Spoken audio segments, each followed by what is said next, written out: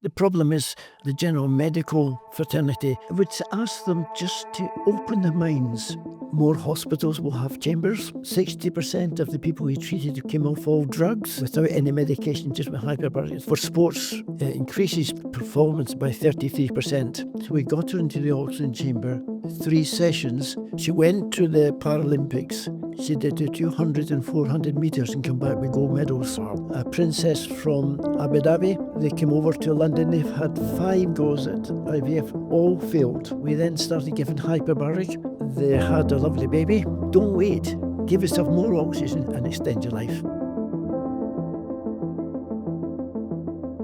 Hello and welcome to the CryoCube HBOT podcast. In this brand new series, we're going to be speaking to industry experts, doctors, athletes, all with extensive experience of hyperbaric oxygen therapy. And we're going to be teaching you a little bit more about the extensive and wide-ranging benefits of hyperbaric oxygen therapy.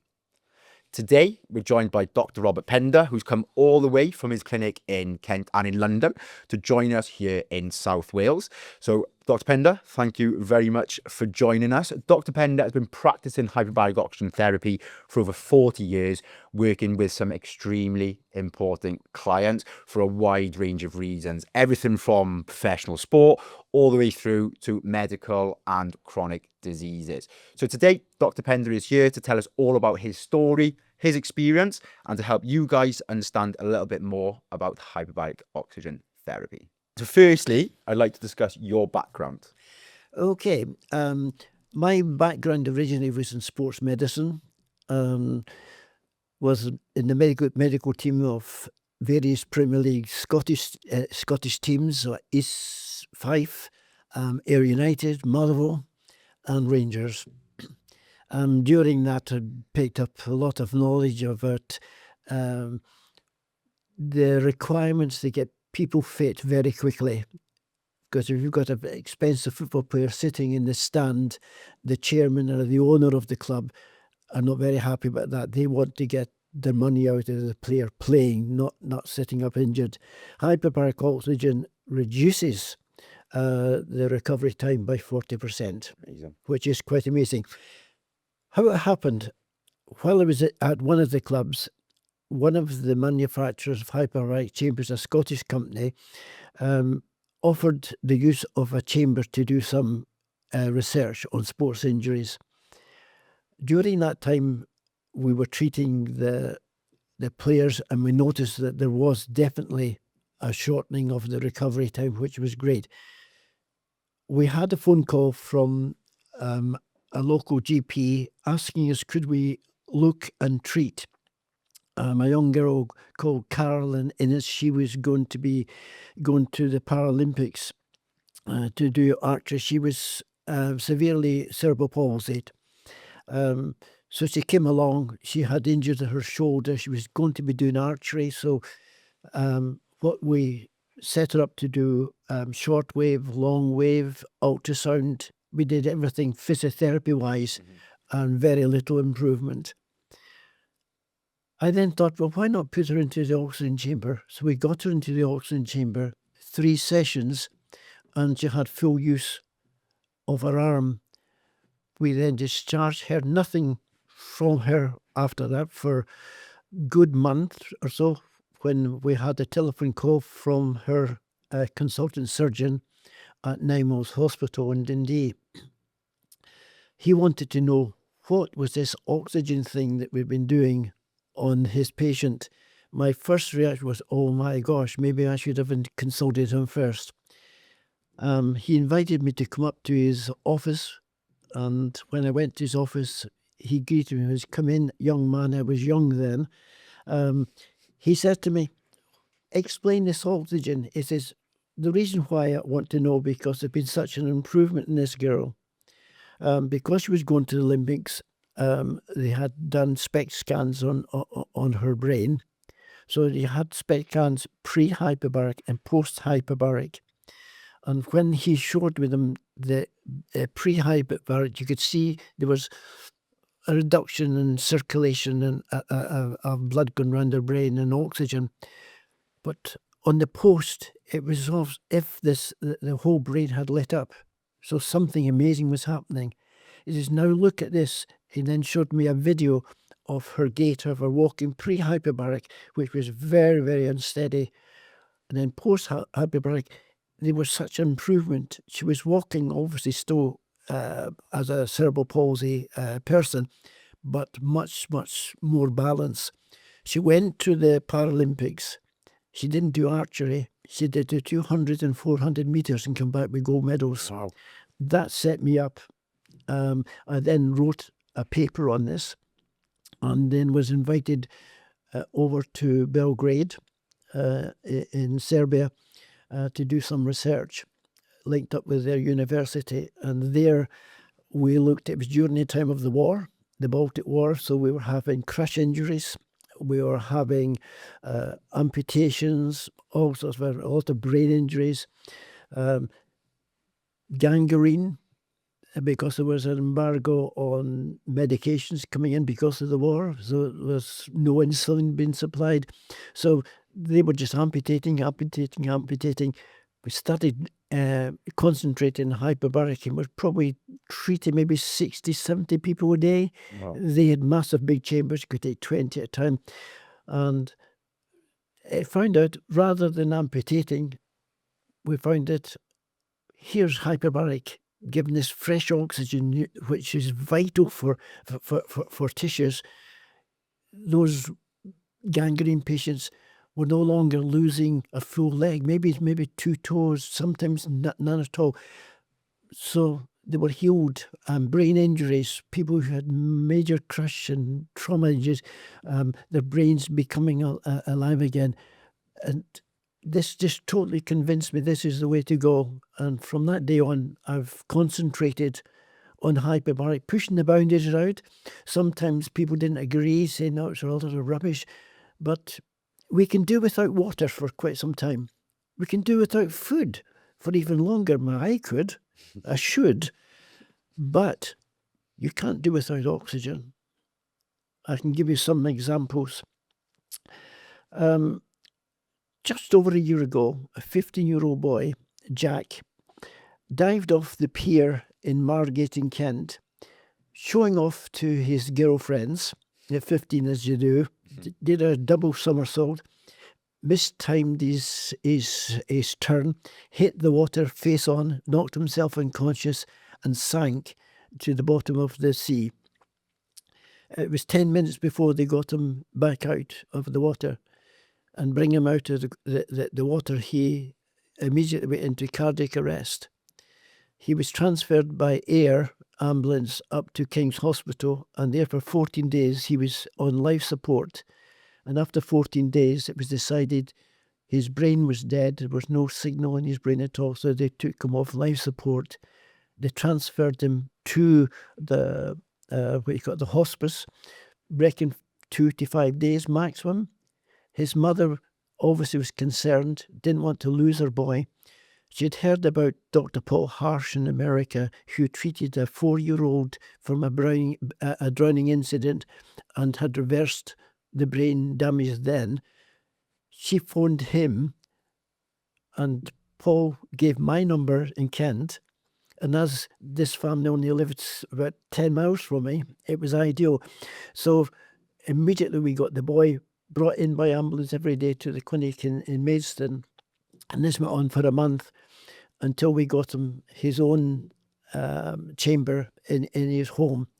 And the good news is 1 year later, Jack is back to school. He's still not walking yet, but I remember the first time he showed emotions. We brought our osteopath in as well. We give him different helps of treatment. I remember the first time he cried, which was great. Mm-hmm. This is his brain coming alive. And then probably the most funniest thing was his mum was bullying him, pushing him we want him to push him on. And he turned around to his mum and goes, "Mum, shut up." His brain had become alive, and now he's back to school. And it's just so thrilling, the power of hyperbaric oxygen. And that's just one of many. One of many. One of many reasons and many cases that you've probably seen. Yeah. In amongst the hundreds and thousands of other people right across the world that it's Yes. helped previously as well. Another interesting one you might be interested in is this problem of diabetic leg ulcers. Yeah. It costs the UK Health Service, National Health Service, millions of pounds a year in the treating of these leg ulcers, usually vascular circulation problems.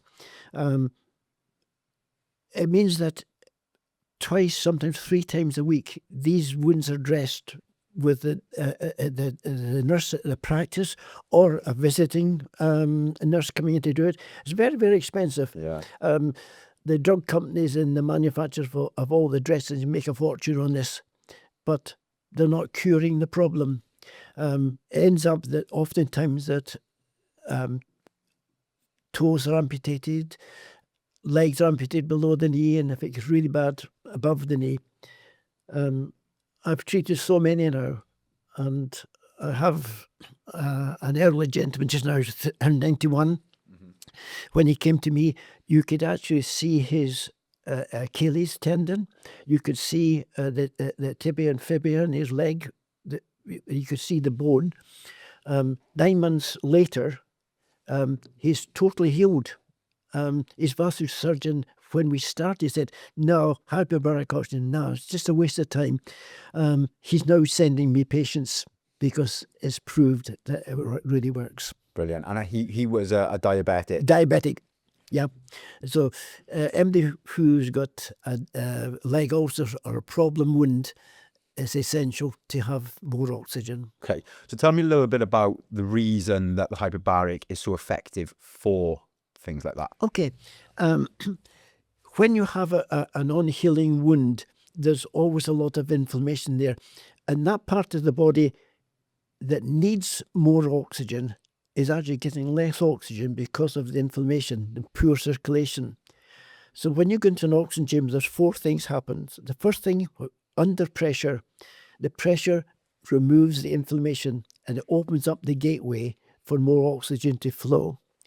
The second thing is, in hyperbaric oxygen, it increases the red blood cells, which carries the oxygen. So that's a good start.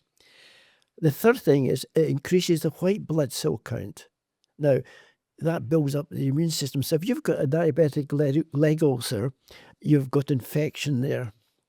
When there's an open wound, there's big problems with infection, gangrene and so on. So building up the immune system, the white blood cells, is fighting it. So another reason. And then fourthly, which I think is the most exciting thing, not just for diabetic, but for brain injuries, it stimulates new stem cell growth, the building blocks of the body.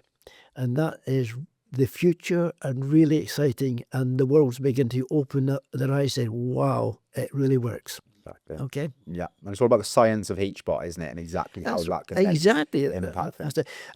It cascades down your hemoglobin, your plasma, every single part of your body is saturated with oxygen. All your fluids are alive with oxygen, and it only can be done under pressure.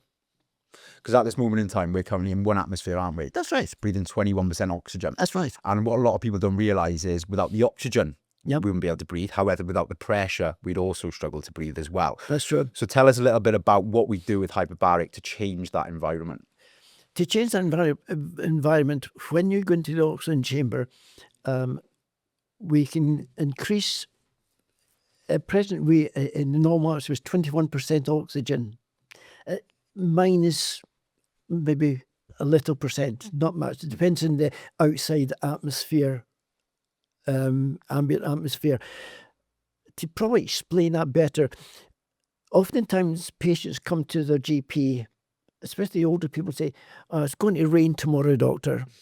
And the doctors used to go, but it actually is fact. Low pressure, inflammation gathers around your joints. As the pressure gets higher, then the joints move. So when you go into the chamber, it's even more so. Instead of just giving 21%, we can increase the amount of oxygen, and that is saturated into the hemoglobin, the plasma, and it starts the activity of more oxygen, more energy, more healing. Especially to places like the brain, which is 2% of your body mass, but uses 2% of oxygen, you know? That's right. That's right. I think the simplest way I find to explain, if you have got a car and the battery goes down and you try to start your car, it goes, it's not going. We've all been there. Just like our bodies, we can get tired, and with sickness, sometimes by overstress and overwork, and brain fog with maybe bankers and people in that type of business, they get and the brain gets damaged. Simple way, hyperbaric is like putting jump leads on the car battery, boom, up it springs back to life.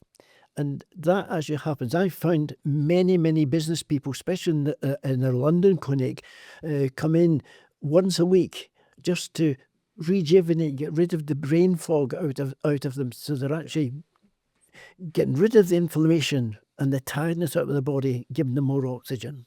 And that's a big thing I find for me as well, because I use it 3 times a week minimum. I'll try and go in more if I can, depending on whether I'm able to. Cognitive function for me is absolutely massive, along with the fact I'm actually 55, but no, I'm only joking, I'm not actually. But cognitively, recovery-wise, especially from doing gym sessions, going for runs, just day-to-day recovery, I find it really impactful for as well.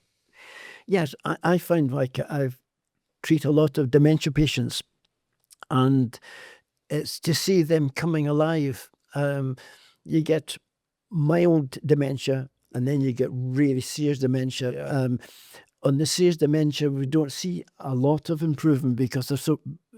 We'll see a little improvement, but if you catch dementia early doors, it can be reversed. And the Israeli studies now in hyperbaric is proving this, and I see it every day with patients. I see that it's certainly, if you want to keep young, I'm not talking about making your skin looking good. I'm talking about energy and alertness. I'm 83 and I go in 3 times a week, and I think my brain's still pretty sharp.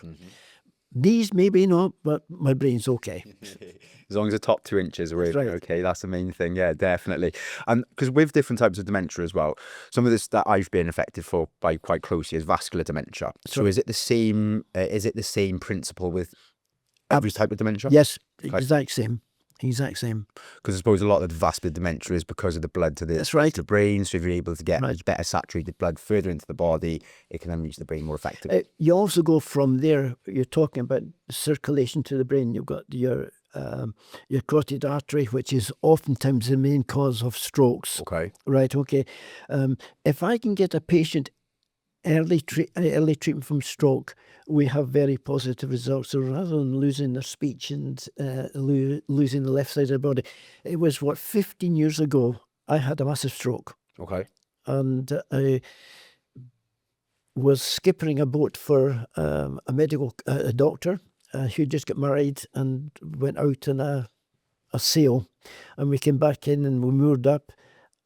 Next day I knew I was in hospital. I'd similarly collapsed, and they all thought I had been over drinking. Well, I hadn't. I was skippering. I wasn't drinking. I actually had a stroke. I was lying in the hospital. I had no speech. Left side of my body was paralysed. Nothing was being done in the hospital. Nothing at all, other than putting food at the bottom of my bed and saying, "There's your dinner." I couldn't move, I couldn't speak. So they come back an hour later and said, "Oh, you're not hungry," took it away.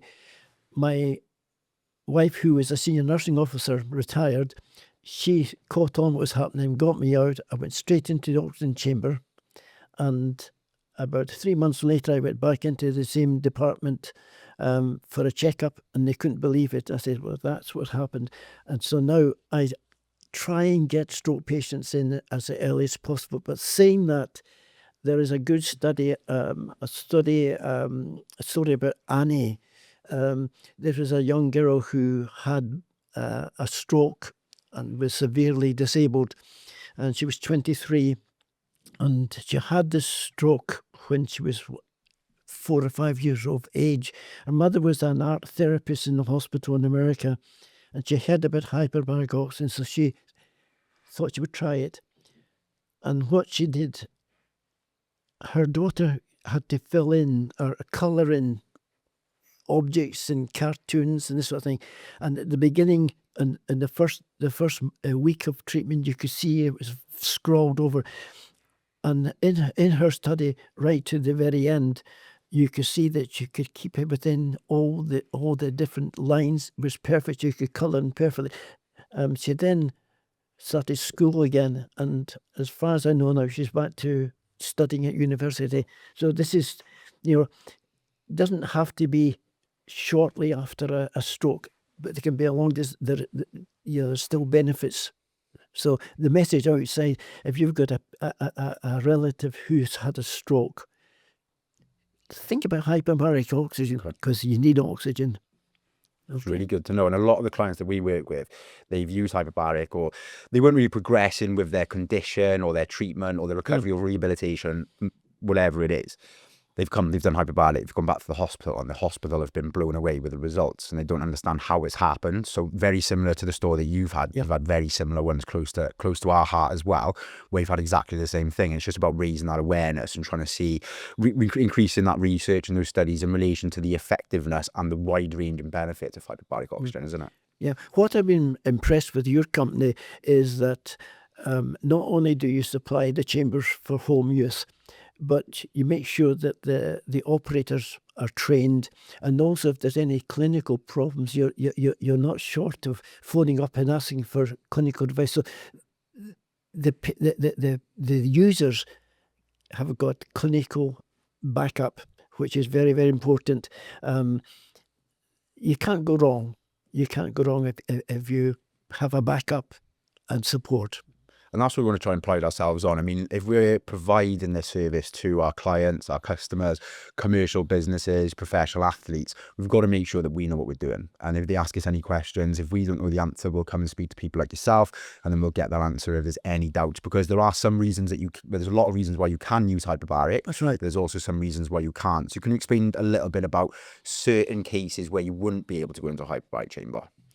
Well, I get people phoning me up regularly. The patient's got a pacemaker. Can that patient have hyperbaric? There is a guided rule there. Those who have got pacemakers always have a little card that they carry around with them. And on that card, they've got a serial number and the manufacturer of the pacemaker. So before that patient could have hyperbaric, they still can have hyperbaric. You can make contact to the company, and you say, well, we're going to be giving hyperbaric to this patient at X amount of pressure, and they will say, oh, that's fine. Our pacemakers will cover that, because there's lots of people who fly all over the world with pacemakers. Yeah. The older pacemakers, maybe 10, 15 years ago, some were doubtful, but now they're much, much safer. But this is a golden rule, and I'm sure your company do the same, that if anybody wants to, you ask the health background, and if there's a problem, you seek advice. Spot on. We always do a health disclaimer with them.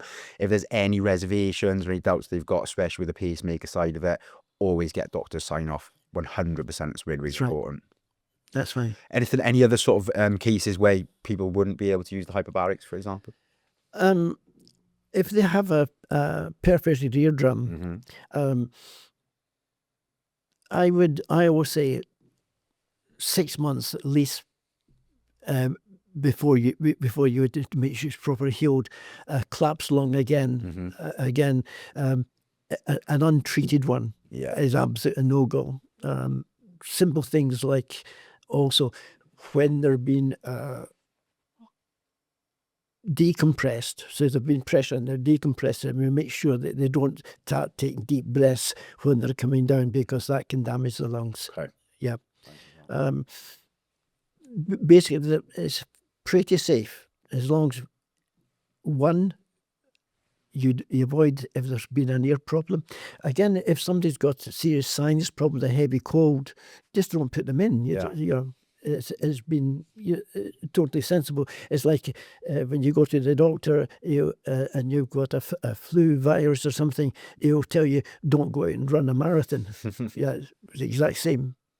Okay. Superb. Now, coming back as well, digressed a little bit, but coming back to our specific chamber that you've been using. So tell us a little bit about the protocols that you would have. If someone walked into your clinic, what protocols would you follow prior to them going into our 1.580 hyperbaric Okay. oxygen therapy chamber. I will ask them, first of all, the general health, why they want hyperbaric. Why do they want to use a soft chamber at home? It could be various reasons that they can't come into the clinic. They couldn't afford to have clinic fees all the time. So we would encourage them to come to a reliable company. There's many companies out doing soft chambers, and they're interested in one thing, in making money. It's good to have a company like yourselves who are interested in what hyperbaric does for the patient. There's a great reward in seeing people getting healthier. So when they come in, I always will find out why they want hyperbaric. If they need professional in-house treatment, then we'll give them that first.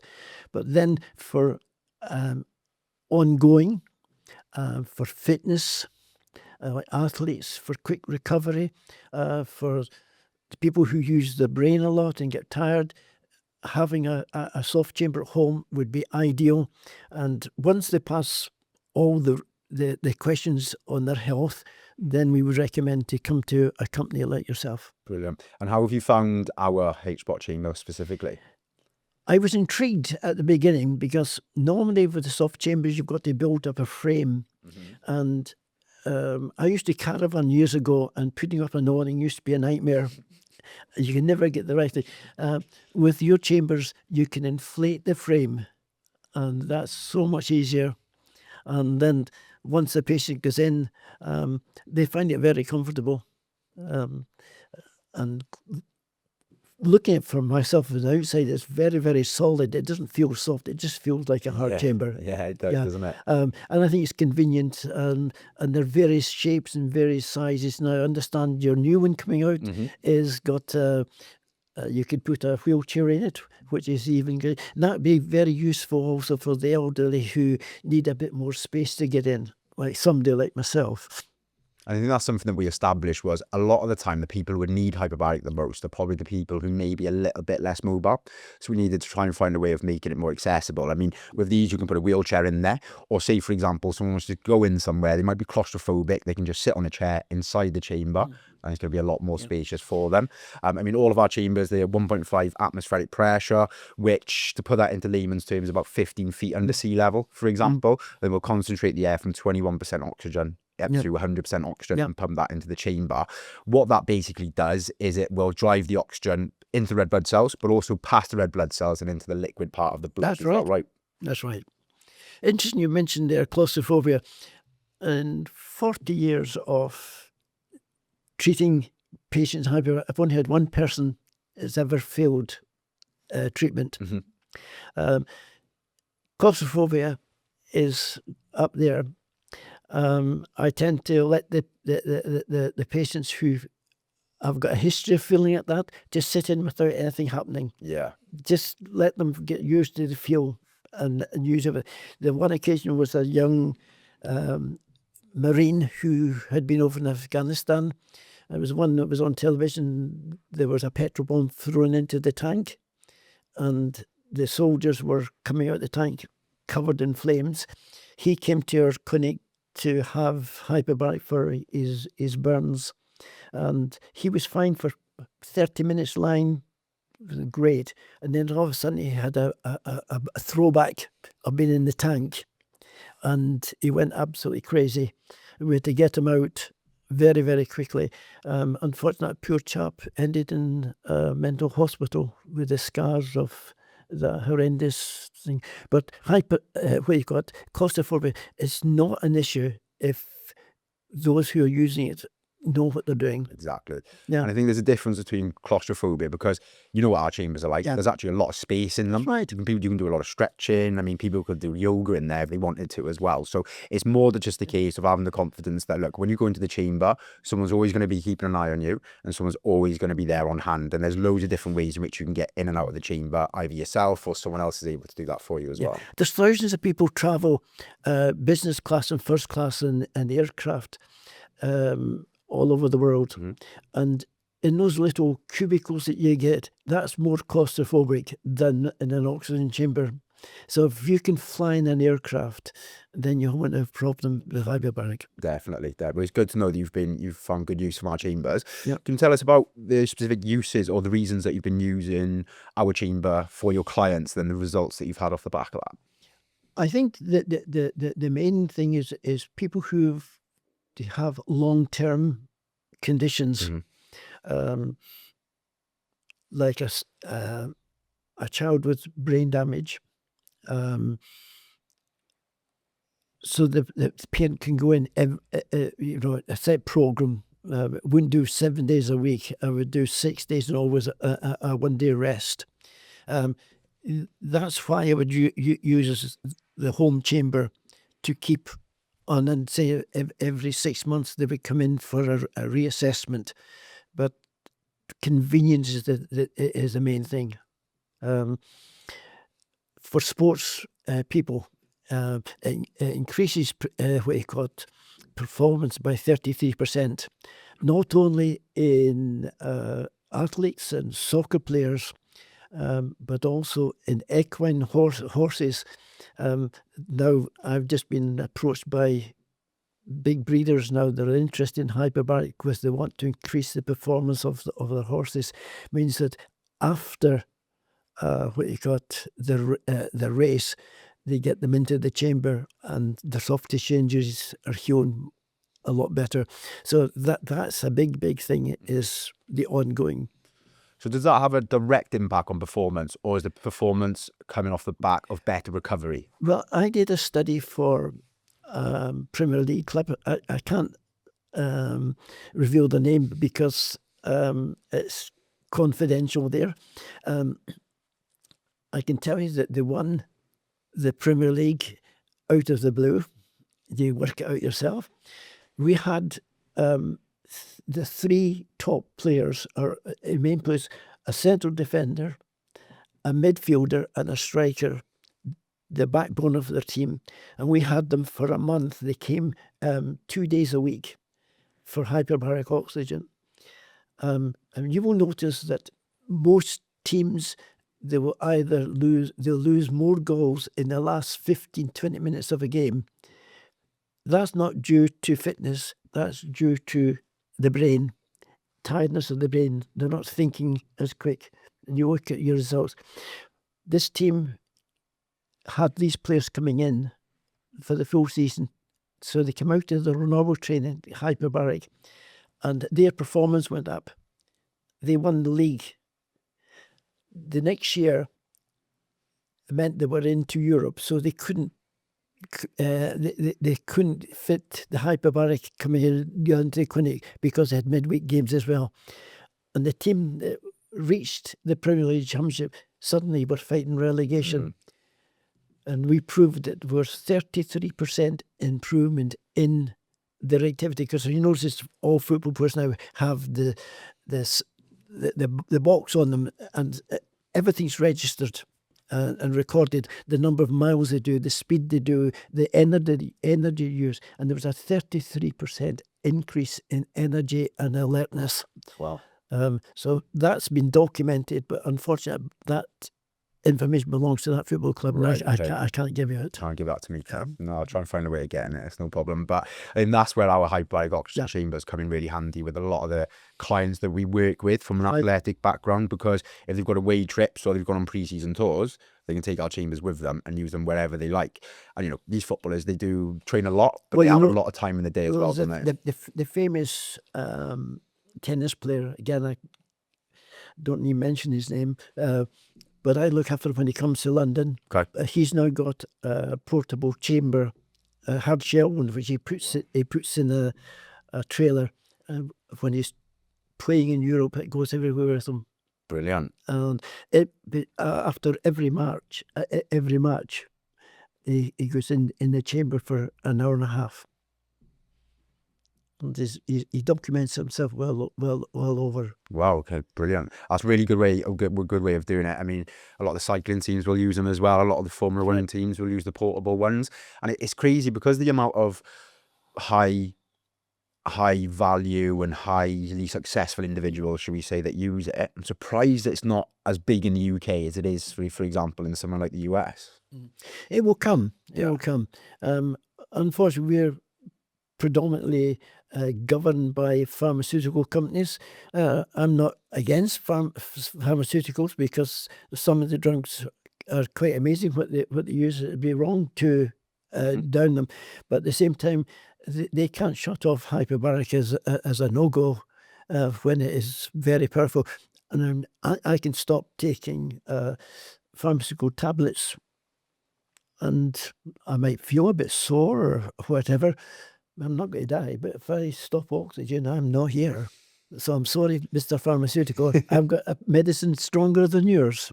It's a very underappreciated substance, isn't it, oxygen? But one thing may be interesting, that something that I find very exciting. People will mortgage their house just to have a baby. A serious issue when people run to being infertile. It's a real big thing emotionally and everything. I've got two cases that I've treated many, but two cases in particular. There was one, a princess from Abu Dhabi. They came over to London. They've had 5 goes at IVF, all failed. We then started giving hyperbaric pre the procedure, and the good news is they had a lovely baby, and even quite exciting for me, the baby was called Mohammed, Robert, and then there's their surname. So, and as well as that, I was given a gift of some camels as a thank you, which I think is quite funny. That's amazing. And I think the other one was, it was a BBC producer. Yeah.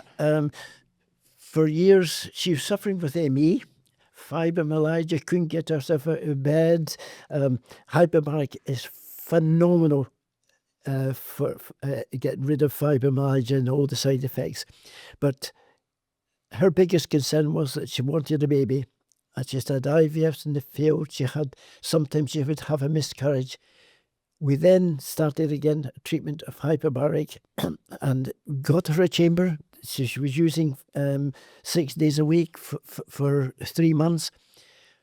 Well, she's got a baby boy. Amazing. And even yesterday, I got a Christmas card in from her with a photograph of a 2-year-old boy. Oh, wow. And it's just so thrilling. And that's all down to hyperbaric. It breaks barriers. It's huge, isn't it? It's absolutely massive. And I think, it's making sure that people are aware of the uses of hyperbaric, right. Especially with fertility. It can be quite a big problem at the moment, especially if people aren't. Yeah, it increases the egg count of the woman. It increases the sperm count of the men.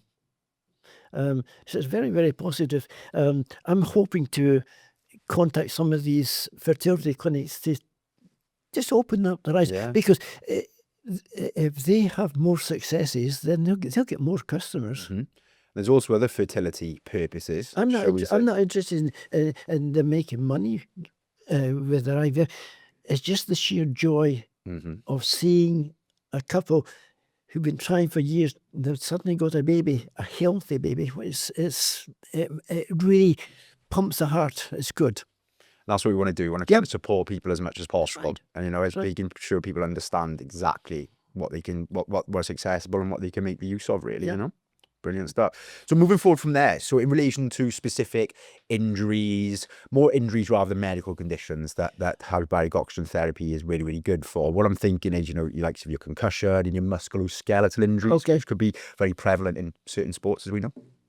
Right, okay. On soft tissue injuries, without a doubt, you have 35-40% reduction in recovery.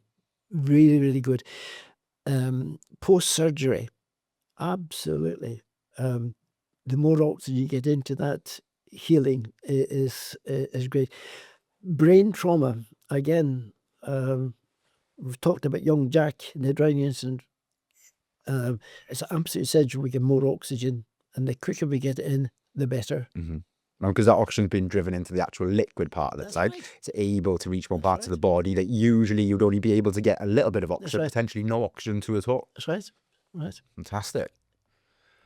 Brilliant. Right. So in relation to coming back to what we were talking about previously with the athletic side of things, I just want to dig a little bit deeper on the performance and the recovery side of it, because we work with a lot of people, some are all for it, other clubs aren't, and it's always, a lot of the time, it's the perception or the opinion of an individual within a club as to whether they find it useful or whether they want to utilize it. So just for people who may not believe in it, for example, or people who may not understand it, which I think is where a lot of the disbelief comes from, is the lack of understanding about the hyperbaric and how it works. Explain, or try and reassure them or try and debate with them of how it could actually be useful for, say, a professional rugby team or a professional football team. For a professional rugby team, professional soccer team, recovery, like they use just now, cryo, cold baths, ice baths, still do that. Mm-hmm. But using it with hyperbaric, you'll accelerate it even more.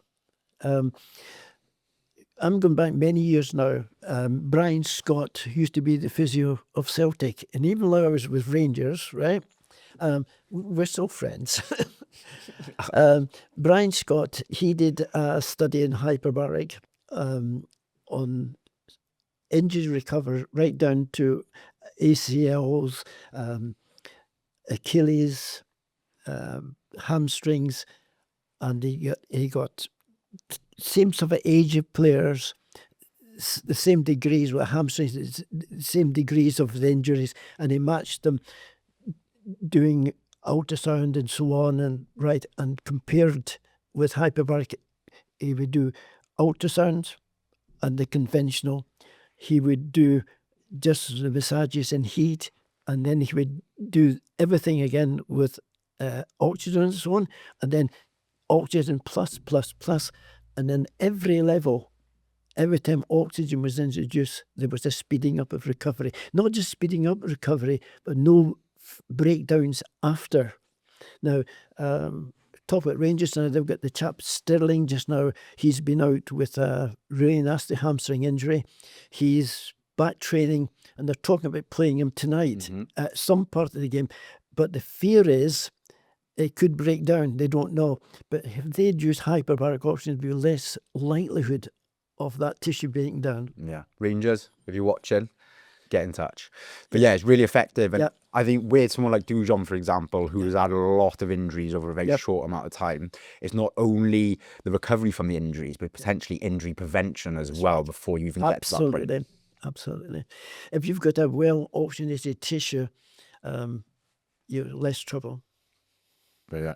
So from there as well, so how often, say for example, I'll give you a few different examples, okay? If you're someone like me who doesn't have any specific injuries, you use it for your everyday life, your overall wellness, and then potentially looking at those long-term benefits, which we'll come to a little bit later on, how often would you suggest for someone like me to go into a chamber for a wellness longevity purpose?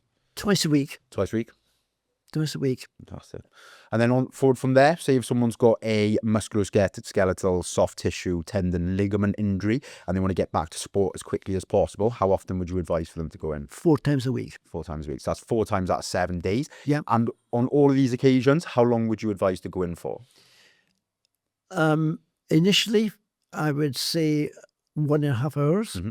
And after the second week, reduce it to 1 hour. I think with our chambers as well, you've got to give it that time to inflate and for the pressure and the hyperbaric environment to full effect as well. So I'd say with our chamber, you put do an hour and a half. An hour and a half, and then maybe reduce that instead of to an hour, do it to an hour and 10, just to give that allowance for it. Well, no, I know when I use in our clinic, we allow pressurizing and depressurizing, so we actually get the hour and a half. Fantastic, yeah.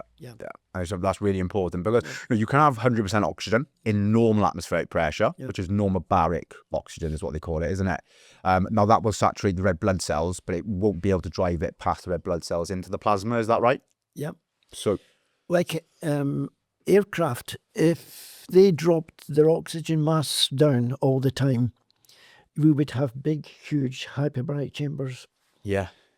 In fact, Kennedy, the politician in America, wants all old aircraft to be turned into hyperbaric chambers to save the health service in America. Wow. Because what pressure would be in a plane, for example? It's about 1.4. 1.4, is it? Okay. So, because a lot of people have said as well, you could be in a hyperbaric oxygen environment, but with 21% oxygen. And instead of it increasing it by up to 400% in terms of the oxygen saturation, it'll still have an impact, but only by about 30%. Is that right? If that's a 1.3, 1.5 would be slightly more. But, in an aircraft, I've often thought, I'd just come back from China. It was a 13-hour flight. I thought, oh, just give me this. Because I was coming back with a broken ankle. So I would have loved to, but it would have worked. And it would help avoid jet lag as well, is that right? Oh, yeah. My dream is, and maybe something you'd like to do, like Virgin and all the big aircraft companies in their VIP lounges have an oxygen chamber for jet lag, not just for their passengers, for their crew. Mm-hmm. Especially if they're doing a couple of flights a day as well. Oh, gosh, yeah. Really important. Yeah. Because even if you do a short journey, you do feel a little bit groggy, I think, when you come off because of the change in atmosphere. One of my neighbours works for British Airways, and she does long haul flights. And she has 1 week on and 1 week off. And the week off, she's out, no energy. And that's jet lag. She's, maybe in that week, she's doing about 4 long flights. And working hard at the same time. She's totally drained. So I'm trying to get her to speak to British Airways for all their crew. They should have a chamber they could go in. That's a new campaign we'll have to start, I think, isn't it? By the sounds of it. We'll get on the case of that. But so what exactly is it, coming from someone who's not as scientific as yourself, what is it that exactly causes jet lag? I'm just trying to put it into context of how that would then impact from hyperbaric. It's a reduction of oxygen. Yeah. And also a lot of carbon monoxide, which is flying around. Some of the new aircraft are a bit better. Norwegian's probably the best one, but they're circulating everybody's crap. I can imagine, for want of a better expression, Definitely. So we come back again to, because you were mentioning earlier about someone with the TBI, maybe a brain injury, and you put them in 6 out of 7 days. So coming back to the duration and the sort of schedule, how hyperbaric. I think somebody with a serious brain injury, first of all, they would come to a medical hyperbaric oxygen clinic, right? They then, when it was the right time, they then would refer on to recommend a house. Because if you have a serious brain injury, it could be 1, 2, 3 years. Well, our clients come from a wide range of backgrounds. There's certain things people will use it in line with chemotherapy and radiotherapy, for example. Then you've also got, your neurological conditions, concussion, TBI. Chemotherapy has terrible side effects. Hyperbaric oxygen will reduce those side effects. If you've got radiotherapy and there's burns, then it's an absolutely first line treatment, actually. Super. And then on top of that, we have cosmetic, post and pre-cosmetic surgery, because a lot of people will actually use hyperbaric pre-surgery, which can sometimes actually be more effective than not using it before, but using it after. Tell us a little bit about that. Yeah. One of the things just about cosmetics, aesthetics now, people go in to have, Botox into the lips and so on. The times of things that they go wrong is horrendous. We every week have patients refer to us for hyperbaric to reduce the swelling. Okay. Reduce the swelling and the infection. So very, very important. I think the government are doing something about this, that people have got to be licensed to do any injectables. So they should be as well. Absolutely. But hyperbaric oxygen is very good for anything with the skin. The largest organ in the body is the skin. Yeah. Is the skin. And it's changing all the time. The skin I had yesterday is gone. So the more new life in the oxygen, if I got poor circulation, especially peripheral circulation, my skin is dry, it's sore. So very, very important. If you want to look good and look beautiful, especially for the ladies, oxygen. Not the creams, not the oils, which are good, but from inside out, get the oxygen. Yeah. Make your skin look good. And that's just another massive benefit in terms of boosting collagen, and also the dermatological impacts it can have, you know? Yeah. A lot of leading models in London, again, I can't mention some of their names, but they come into our clinic in London, Okay. and they come in just for their skin. A lot of it, a lot. I do advise that if they come in for their skin, Yeah. to have better looking skin, if they smoke, I tell them, don't. Okay. The smoking is not good for skin. No. But what if you were to smoke, for example, and use the HBOT? Would it just balance each other out? I just throwing your money away because, yeah, makes I'm Scottish. You don't waste money. You don't, dear, no. I know that firsthand. Don't you worry about that. So if for duration and schedule of therapy, for example, for coming back to the cosmetic surgery. Now, what I mean by that is your sort of facelifts, your nose jobs, your breast augmentations, for example. This I think that it should be a first line therapy after all reconstruction. Breast implants. Again, when they put an implant, you've got to check what type of implant's going in, if it can take pressure. People don't think of these things. Now, I would think mainly plastic surgeons are much more aware, and the new implants now are much safer. But it's important. If they have tummy tucks or whatever, hyperbaric oxygen is a lifesaver for them. It also reduces scars. Yeah, scars, flaps, things like that. That's right. So, like another one is a woman has a cesarean, and it's not nice to have a big scar across your tummy, and so the bikini lines. It's a big thing. Yeah, it's a big thing. Hyperbaric oxygen will reduce that scar tissue. It makes the more lascivity in the skin. That's very important. That's a big area that women come in, especially in London. We got a lot of women coming after having cesareans. If you know about it, and I think that's the issue. Not enough people know about these benefits, and that's what we're trying to raise awareness for today, isn't it? You know? These are ideal home use situations. Yeah, the people are not ill, but they want to get their skin condition in better shape. Definitely. And really interesting. I've followed your career quite closely. I've seen articles that you've done and a couple of podcasts that you've done previously. And in the past, you've spoken about autism and the impact the HBOT can have on that. Autism is interesting again. It's such a wide sphere. I've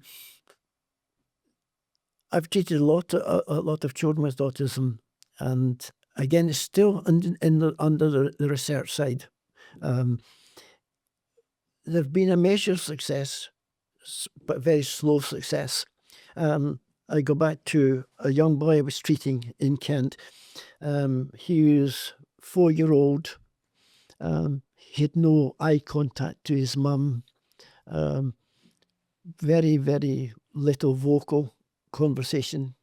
He was like a stranger to his mum. So he was coming into the oxygen chamber 6 days a week. We were into probably the 6th week. And when he came out of the chamber, his mum was putting on his socks and his shoe, and she got his right shoe and sock on, and she's looking round for his sock. And he goes, "Mum, sock." The first time he'd spoke. And that was amazing. He's back to normal school. Wow. Back to normal school. But it took a long... He was probably in treatment for a good 6 months. Yeah. And he still comes in probably once a month now just for a top-up. He's improving. But it's a lot under clinical studies just now. But it has been proved to be quite interesting. What we don't want to do is important. We don't give false hope. Definitely. We've got to be honest to people, saying it's under clinical research now. We're seeing good results.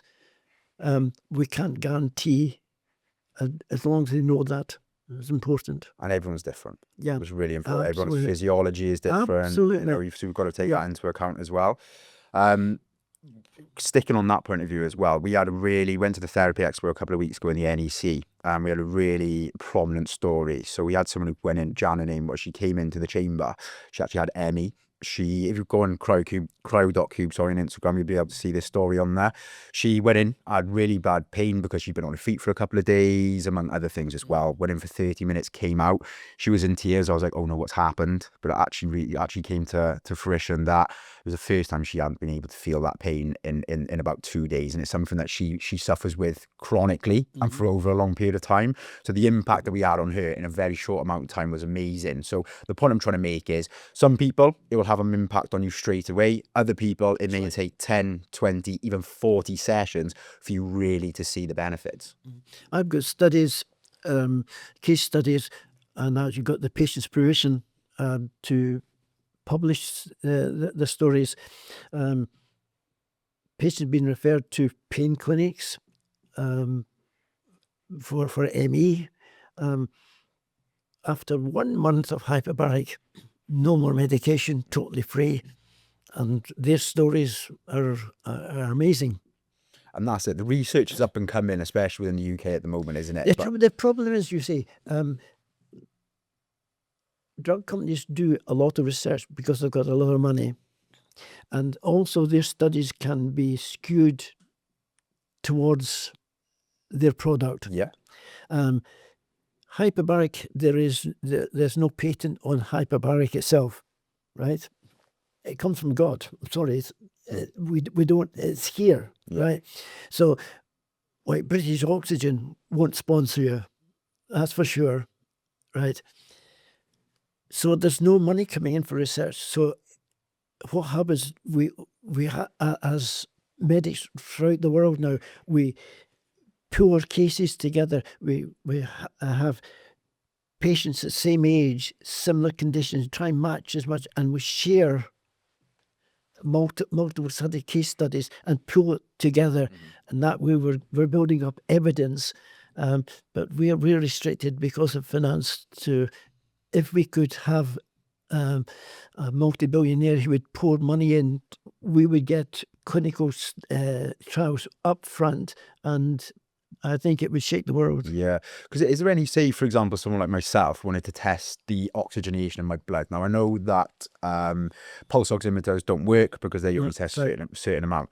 Is there anything out there at the moment which we would be able to use ourselves or provide potentially to our clients, which they'd be able to test the efficacy of the oxygen? Not really. And that's a big thing at the moment, isn't it? Yeah. I mean, what we rely on a lot of the time is what we call the mechanisms of action. So we know that the hyperbaric will do this, it has this impact. The PO2 will push the oxygen, more saturated oxygen, further into the body. That'll then reach more parts of the body. You can go into things like mitochondria and ATP production, but we won't go into too much detail on that today because that's very, very complex. But a lot of the mechanisms of action is the reason that we know how impactful it is, along with the case studies at the moment. Exactly. So we've got to, the fact we go down to the cell level is the most, to regenerate new stem cell growth is wow. We are now looking at some cases where they're having stem cell replacements in and joining that up with hyperbaric, and that's under trial just now. I'd be interested to see how that goes. I'm sure we'll come on to that if we talk about the long-term benefits later in terms of the muscle tissue regeneration, all the other stuff. But coming away from the sort of practical stuff really, and talking more about the supplement side of things, which is something that is up and coming at the moment. I'm doing a lot of research around HBOT in line with red light therapy, ingestible supplements, breathwork prior to going in. Obviously, no, there's not supposed to be breathwork done inside the chamber, but prior to going in, and then also combining hyperbaric with hypoxic, and then the normobaric oxygen therapy as well. So tell us a little bit about that. Red light therapies tend to be used. There's some manufacturers of hard chambers now are including red light therapy within the chamber. I'm not too keen on that. One, because of maybe safety issues, electricity inside a chamber. I would rather not. Red light therapy pre or post with hyperbaric, I've seen some quite interesting results. A lot now do a lot of vitamins injections which is good and seems to work. A lot of mixtures that happens sometimes with people with ME, fibromyalgia, some cancer patients like to mix. Again, we don't treat cancer, but we help the body to fight cancer. Exactly. Yeah. Okay, that's important there. There's lots of supplements. Again, we've got to be careful with supplements. They'll say, well, it is plant-based, etc. No matter what you take, the body reacts to it different ways. So you could have side effects from supplements as well. So we're very, very careful there. Be guided. I would say be guided with a nutritionist if you're adding supplements. That's important. An expert like yourself, for example. Definitely. And I think that's what's important, is that a lot of the studies that are up and coming out at the moment, and we're just trying to find ways in which we can get those studies to the first place and then get them out in the mainstream, really. So I'd like to finish off, Dr. Robert, or Robert as you like to be known, Dr. Pender rather. So with a few quick fire questions, if you don't mind. Okay. So I'll run through those really quickly now, okay? So where do you see hyperbaric oxygen therapy in the UK in the next 5 years? I would say it is going to be minimum 40% more. I would say that more hospitals will have chambers. Definitely the way NHS is run is going private lots of way. I think most private clinics and GP practices, which are, although they're NHS, they're independent business, they will have chambers. One, to help their patients, but two, also make them money. Right, so it's got to go that way. I think there'll be more professional sports clubs having chambers. There'll be more individuals, because as the news goes out, people will like to feel healthy. All the time we're looking at changing diets, etc. The government's pushing all the time. Like Australia now are talking about banning phones for young folk. So all the time we're looking at improving health. So I would say for the next 5 years, 40% more chambers. London is exploding just now. Yeah, huge. My concern is that as long as it's done right and correct. That's it. And I think one big fact and something that really intrigued me was, if every person in the world, or even every person in the UK who knew they needed hyperbaric, wanted it, we wouldn't have enough chambers to service everyone. Absolutely. The problem is the general medical fraternity are not aware of the power of hyperbaric oxygen. The good thing is I have pushed for a long time for universities, medical schools, to bring hyperbaric as part of the training. My granddaughter's just qualified as a doctor, and in her last year she had hyperbaric. She had one module on hyperbaric oxygen. That's after years of pushing it. So it's now, that was Edinburgh University, the #1 in the UK. So they're starting. So that will come into, just that it was on a module for about 2 hours, but 2 hours is better than nothing. Exactly, it's a start. Right. It's a start, definitely. We were speaking to other educational bodies as well about us potentially supporting them with some CPD courses as well. Yeah. So potentially we can have a discussion about that later on down the line, which will be really good. And it's just about making sure that, practitioners, doctors, physiotherapists, PTs, neurologists all understand the benefits of hyperbaric. I think it's important for those who are professional in hyperbaric that we do seminars and educational things into the medical field. I've made sure that the textbook of hyperbaric medicine is in the Royal Society of Medicine's library, not only on the shelf, but on digital. So people want to study hyperbaric now can go into the Royal Society of Medicine. All doctors are members of that. They go and say, oh, hyperbaric, and they can read. So that's now up and running now, which wasn't 2 years ago. Fantastic. That's what we like to hear, definitely. So we're going to those short-term benefits and long-term benefits. First of all, give me some short-term benefits of hyperbaric oxygen therapy. Short-term, brain fog just blows out the window. If you have a hyperbaric session in an afternoon, tomorrow morning when you wake up, your brain will be sharper. I guarantee it. Your short memory, memory will be gone. Like when you go to get something out of the fridge and you go, oh, what was that? We all do it. It's because the brain's tired. Yeah. You will find that will happen less with hyperbaric. I can second that first-hand experience. And very often I used to go upstairs and be like, why am I here? Why am I here? And then 20 minutes down the line, I'll be like, right, that's why I needed to go up there. But that is becoming less and less regular. That's right. Which is a good thing. So that's very, very, very, very positive. So from cognitive point of view, you find that's a really good benefit. How about physically?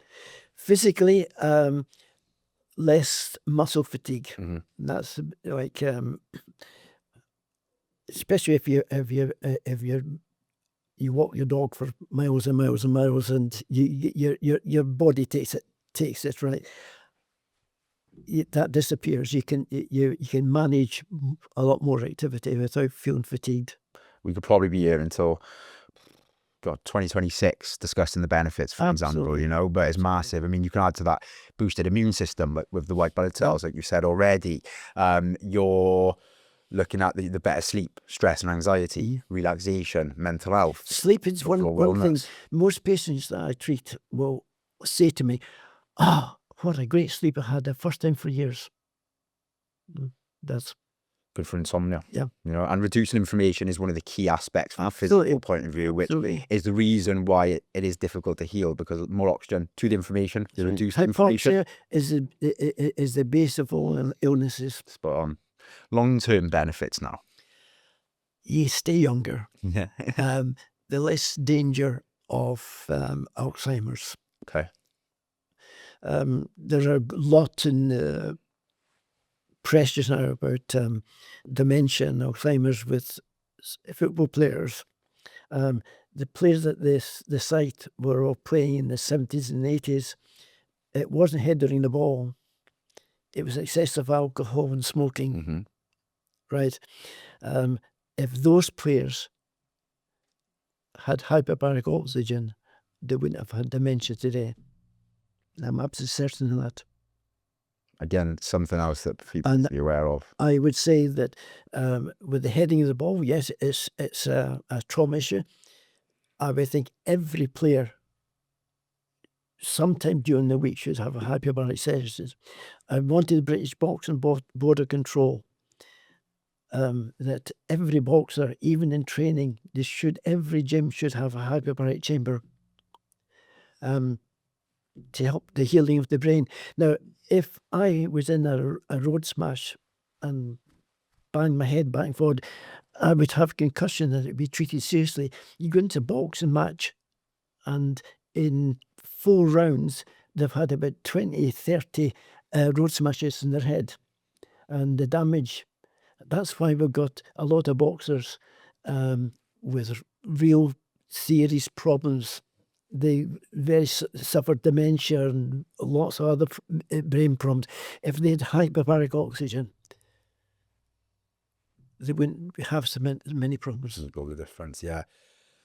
Long-term benefits on top of that as well. You know, you're looking at maybe impacting your genetics, your genes. You're looking at impacting your DNA, your telomeres, which is a big part of the aging process. And if you can lengthen those telomeres, I've heard people say before, it's like a shoelace. Right. On the shoelace, you have the plastic bit at the top, and that plastic bit gets less and less. It then becomes frayed. Very similar with the telomeres. So if you can lengthen that plastic or maintain that plastic as much as possible, it's certainly going to have a massive impact on you. But there again, we're extending life. Exactly. Yeah, which is big these days. And people want to see their grandchildren grow up. They want to, or just for themselves, they want to try and offset dementia as long as possible. The people in my family, other families, it's really big awareness on that from the rugby side of things, the NFL side of things as well, because these guys wearing helmets, they're flying into things and putting their heads into things they never would have dreamed of without wearing the protective gear, you know. Tell us one last quick fire question. What's the fastest improvement you've ever seen in someone, first of all, physically, from using hyperbaric oxygen therapy? Physically, I would probably say would be the young cerebral palsy girl. That was astounding. From having no movement in her shoulder in 3 days, she's full range. Now that was Wow. And then you mentioned a couple of the neurological ones as well, didn't you? Yeah. So really good cases for those. I'm intrigued. I saw someone on a podcast, I saw a celebrity on a podcast a couple of weeks ago talking about PTSD and the impact that using HBOT had to reduce or potentially even get rid of his PTSD. Can you tell us a bit about that? It's interesting you say this, right? In the USA, the first line treatment for veterans with post-traumatic stress is hyperbaric oxygen. I'm in negotiations just now with the Royal British Legion to set up a special unit in Kent within the Royal British Legion headquarters to treat all the veterans. There's so many veterans commit suicide. Some just blow their lives away, and they're on the streets in London. These guys could be helped, and we're hoping to set up a charity just for our veterans to do it in America. So it's interesting you're saying that. So watch this space. So your chambers could become very handy. Brilliant stuff. And we'd be more than happy to support you on that one. Most definitely. We see a big impact on short term, long term, but if we can help veterans especially, people like that, we would be more than happy to do so. Mental illness, again, for young men is a serious problem. Professor Philip James, talking maybe 10 years ago, did a clinical trial in Craig Douglas Hospital in the Borders in Scotland. Right. It was a mental hospital for mental illness, for alcohol abuse, and 60% of the people he treated came off all drugs. They came off all drink without any medication, just with hyperbaric. And that's a written study, a proper clinical study, very good. I think myself, it would be great to get a lot of the young people who have got bipolar, that's inflammation of the brain. Yeah. Get them into the chamber and see the change. Huge. There's so much we could do. And I'd like to sign off, really. Have you got anything that you would like to say that we haven't discussed already that potentially be really important for the people listening? I would ask them just to open their minds and think, if I have no oxygen, stop for 2 minutes, I'm in serious trouble. If it stopped for 5 minutes, I'm dead. Right? Don't wait. Give yourself more oxygen and extend your life. Brilliant. So even if you don't need it, if you're just using it for overall wellness, longevity, getting a hyperbaric oxygen therapy chamber, even if you use it once a week, twice a week, it's going to be better than that. Absolutely. Yeah. Well, thank you very much for taking the time to speak to us today, Dr. Pender.